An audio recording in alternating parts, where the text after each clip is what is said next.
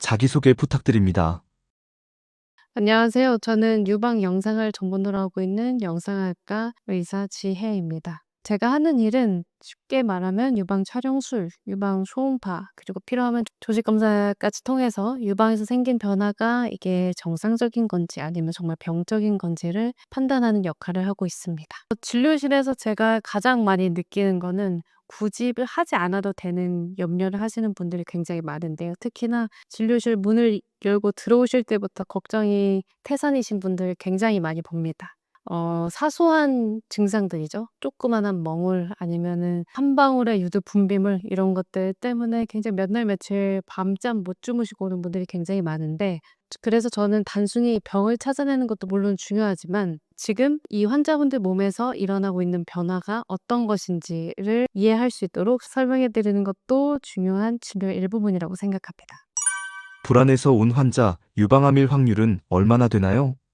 당연히 가능성은 있지만 양성 질환인 경우가 가장 많고요. 증상이 아주 여러 가지가 있는데 제일 많이 말씀하시는 건 유방통, 그다음에 만져지는 멍울, 유두 분비물 이런 것들이 있는데, 유방통이 가장 많이 호소하는 증상이기도 하고, 유방통인 경우에는 나쁜 경우, 그러니까 암일 가능이죠. 암일 가능성은 거의 많이 없습니다.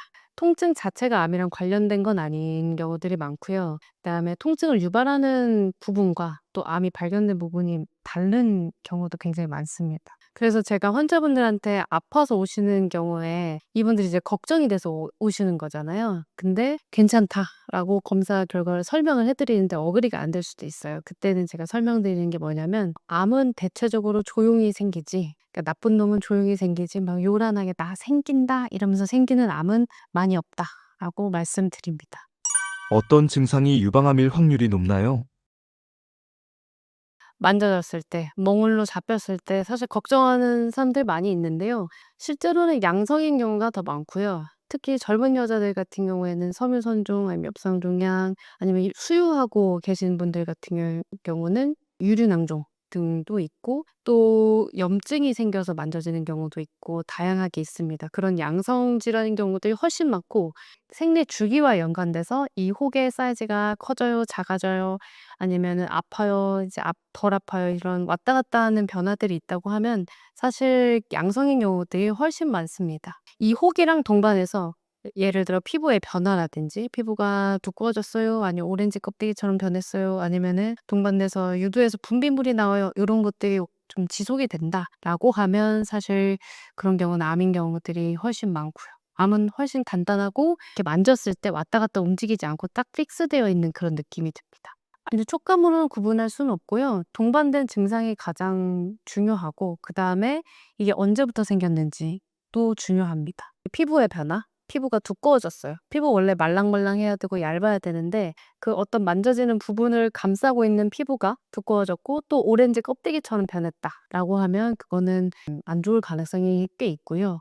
그다음에 뭔가 만져지면서 유두에서 또 피가 나와요. 분비물이 나와요. 또 같이 있을 수 있거든요. 그런 경우에 굉장히 좋지 않은 경우 많고요.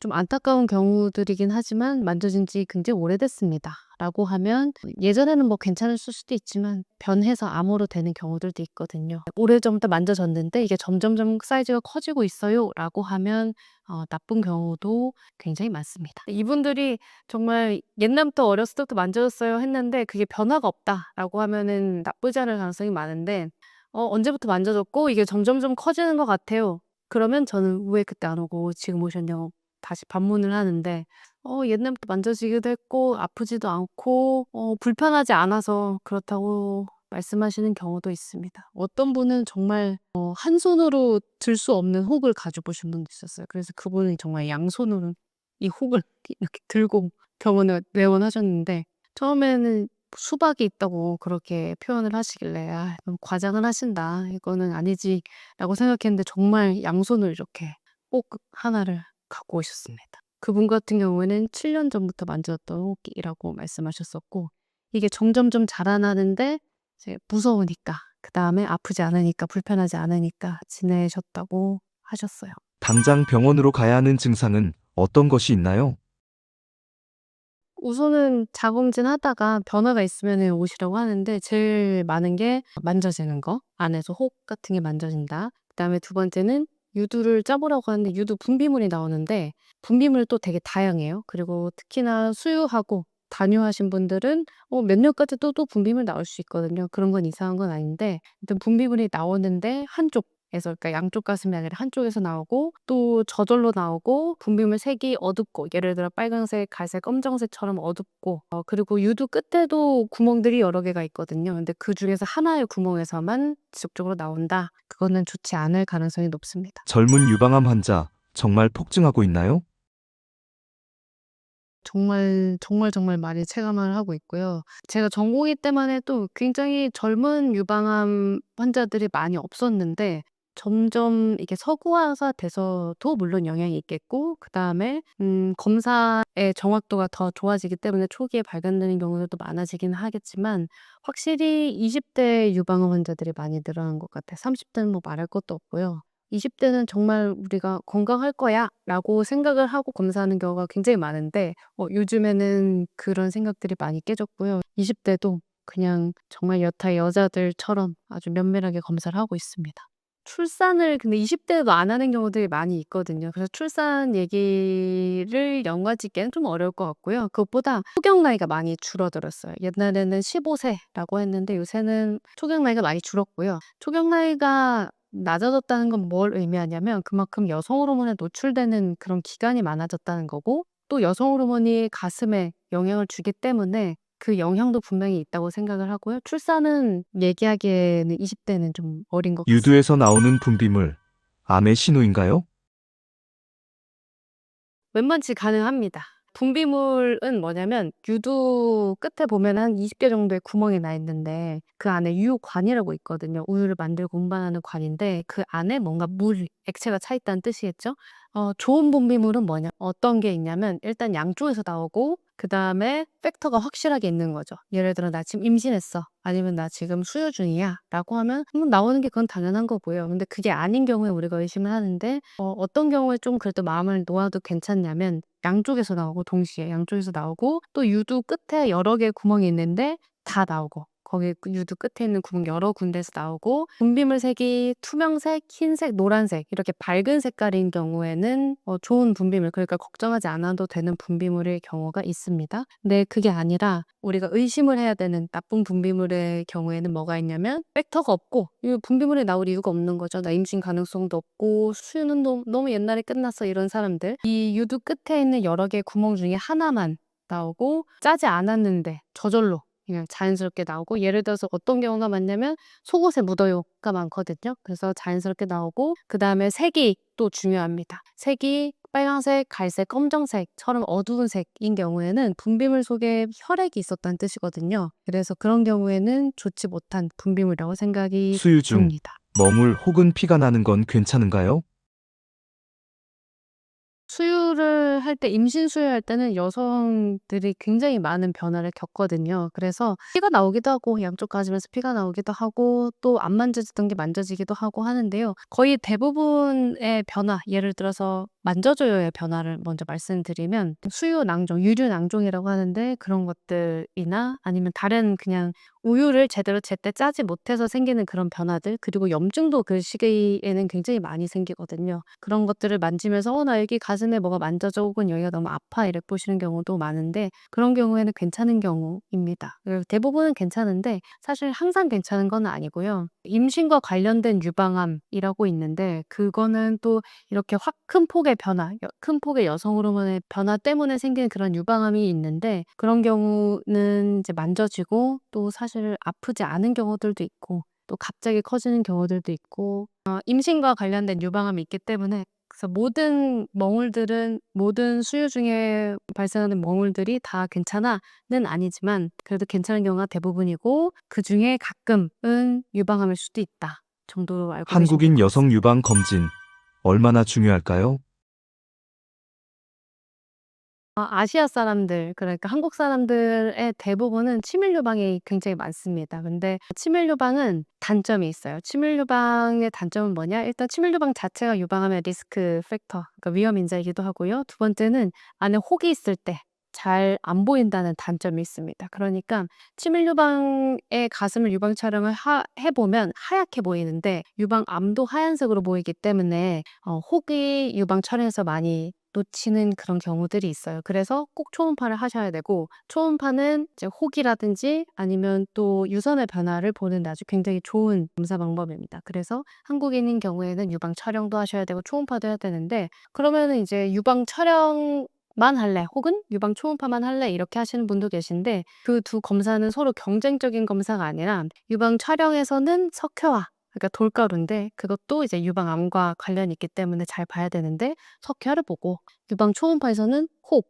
뭐 아니면 유선의 변화 이런 것들을 또 면밀하게 관찰하기 때문에 유방 초음파는 또 유방 초음파대로 하셔야 됩니다. 나이마다 다르고 가족력의 세기에 또 다르고, 그리고 유방의 치밀도에 따라서도 또 유방 검사를 뭘로 해야 될지가 바뀝니다. 달라집니다. 또 40대, 50대가 가장 많고요. 근데 서양에 비해서는 훨씬 어린 나이이긴 합니다. 서양은 60대, 70대가 더 많거든요. 우리나라는 지금 평균 유방암 발생 나이가 40대, 50대로 되어 있습니다. 그래서 저희 병원에서도 40대, 50대 환자분들이 가장 유방암에 집에서 많이 걸리고 유방암 있습니다. 자가진단 방법이 있을까요? 자가검진이라고 하면 엄청 거창하게 들리는데, 그냥 '내 몸을 잘 알자. 변화가 있을 때 금방 눈치채자.'라는 의미거든요. 자가검진 당연히 중요하고요. 특히나 멍울, 뭐 유두 분비물 같은 거를 찾아내기에는 자가검진 안 하면 사실 모를 수 있거든요. 그래서 자가검진 꼭 하셔야 되고, 자가검진 어떻게 해야 되냐면 누워서 팔을 머리로 만세 하게 되면 가슴이 굉장히 평평해지거든요. 그렇게 평평하게 만들어 놓고 손가락 끝으로 이렇게 꼭꼭꼭 눌러보는 거예요. 꼭꼭꼭 눌러도 되고 뭐 쓱쓱쓱 만져도 되는데, 제일 중요한 거는 빠뜨리지 않고 만져보는 게 가장 중요하고, 나 가슴에 혹이 있는데 나 자가검진 아무리 해도 혹을 발견하지 못해. 잘 모르겠어. 이래서 안 하시는 분들이 굉장히 많은데, 그게 아니고 안 만져줘도 그냥 만져보는 거예요. 안 만졌어도 가슴 한번 쓱쓱 만져보고, 아, 내 가슴이 이렇게 생겼구나. 여기는 말랑말랑하고 여기는 좀 딱딱하고 여기는 움푹 들어갔네. 이렇게 인지를 하고 있어야 변화가 있을 때 금방 눈치챌 수 있어요. 나 이게 원래 안 만져지던 데인데 혹이 만져지네. 아니면 여긴 원래 말랑말랑했는데 단단하네. 아니면 피부가 더 좀 두꺼워졌네. 이런 변화들을 미리미리 놓치지 않고 발견을 할 수 있습니다. 저는 만져지면 바로 병원에 가는 게 가장 중요하다고 생각하고요. 특히나 초음파의 장점이 뭐냐면 낭종, 그러니까 물혹과 고형 종괴를 구분하는 데 아주 좋거든요. 물혹 안에, 그러니까 말 그대로 물만 차 있는 그런 혹이라고 하면 사라질 수도 있어요. 사라질 수도 있는데, 그리고 암의 위험도도 없거든요. 그래서 걔네들은 추적하지 꼭 안 하셔도 괜찮은데, 그게 아니라 고형 종괴다라고 하면 일단 사라지지 않고요. 잘 사라지지 않고 못된 애들이 그 와중에 있을 수도 있기 때문에 우선은 만져졌다 그럼 검사를 하고, 그다음에 그 검사의 바탕으로 나 추적 관찰 얼마만큼, 추적 관찰 6개월 뒤에, 1년 뒤에, 2년 뒤에 해야지 하는 그 플랜을 가지고 검사를 하시는 게 중요하다고 생각합니다. 처음에 만져졌을 때 검사를 하는 게 가장 중요하고요. 검사를 했는데 초음파에서 만약에 이게 낭종이야. 그러면 낭종은 호르몬 변화에 따라서, 그리고 나이에 따라서 커졌다, 작아졌다, 생겼다, 없어졌다, 그래서 그럴 수도 있거든요. 그렇기 때문에 크게 신경은 안 쓰셔도 괜찮지만, 만약에 뭔가 만져져서 검사를 했는데 고형 종괴야 라고 하면 6개월에 한 번, 아니면 1년에 한 번, 2년에 한 번 검사를 받아야 될 수도 있어요. 그게 비단 혹의 사이즈, 모양 뭐 그런 것뿐만이 아니라 안에 혈관이 많은지 아니면 딱딱한지 등등 모든 걸 다 종합해서 그렇게 판단하거든요. 그렇게 했을 때 변화가 없으면은 저희가 계속해서 6개월에 한 번씩 보는 건 아니고요. 보다가 보면 1년, 2년 이렇게 늘어납니다. 그렇게 되면 안심하셔도 괜찮을 수도 있고요. 근데 그게 아니라 볼 때마다 뭔가 나쁘게 변해 있다라고 하면 조직 검사를 해야 될 수도 있고, 그게 암일 수도 있잖아요. 그래서 제가 아까도 잠깐 말씀드렸지만 빨리 검사를 하라고 하는 게, 만약에 이게 나쁜 애다, 그러니까 암이다라고 하면 초반에 발견되는 거랑 그다음에 나중에 진행이 된 후에 발견되는 거는 치료의 출발선이 굉장히 달라집니다. 그렇기 때문에 뭐가 됐든 뭔가 만져졌다 그럼 우선은 검사 한번 받으세요. 뭐 최소한의 사이즈는 당연히 있고요. 그래도 1mm 이상은 돼야, 요새는 초음파의 그 레졸루션이 많이 좋아져서 1mm 이상은 돼야 보이고요. 그다음에 저희 환자들 중 거의 대부분은 다 밀리미터 단위입니다. 그러니까 센티미터 단위가 없고요. 대부분의 혹은 밀리미터 단위예요. 그만큼 작은 혹들을 많이 발견을 하고요. 초음파에서는 또한 그 혹뿐만이 아니라 혹 주변에 있는 다른 변화들을 같이 봅니다. 유선의 변화가 있는지, 어떻게 흘러가고 있는지, 아니면 이 혹이 어디에 생겨 갖고 유관을 운반하는 관인데요. 유관을 막고 있는지 등등 생긴 위치, 그다음에 주변의 변화 이런 것들을 같이 종합해서 봅니다. 무증상으로 해서 발견되는 경우는 밀리미터 단위, 그러니까 5mm에서 뭐 8mm, 7mm 이 정도가 많고요. 그냥 "만져져서 왔어."라고 하면은 센티미터 단위가 좀 있습니다. 이게 1cm 이상인 거죠. 정말 큰 분들은 근데 거의 없고요. 요새는 주변에 이제 병원 가기도 편하기도 하고 해서 큰 건 없는데 만져져서 왔다 그러면은 1cm 내지 2cm 정도가 되는 것 같아요. 1cm라고 하면 괜찮습니다. 양성이라고 해도 괜찮고, 심지어 이게 악성이라고 해도 그 병변이 하나만